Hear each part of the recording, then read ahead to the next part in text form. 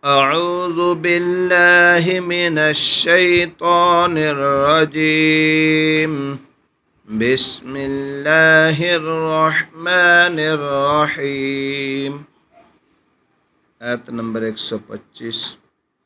وإذ قال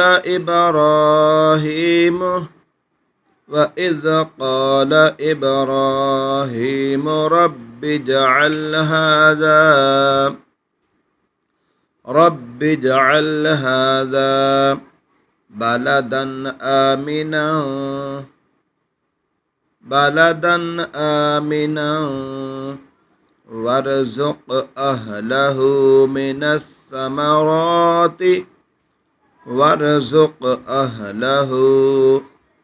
الثمرات من آمن منهم بالله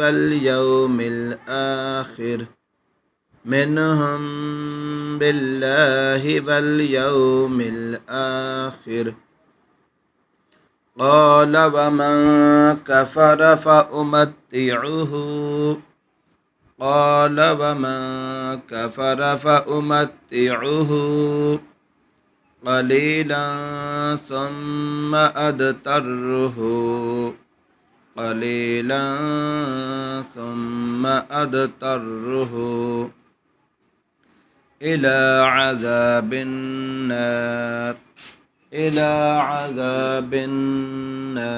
إلى عذاب النار وبئس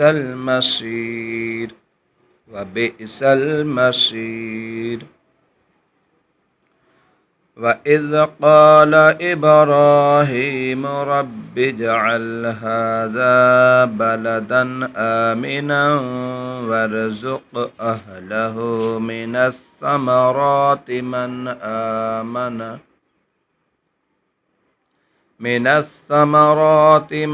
آمن منهم بالله واليوم الآخر قال ومن كفر فأمتعه قليلا ثم أضطره إلى عذاب النار وبئس المصير.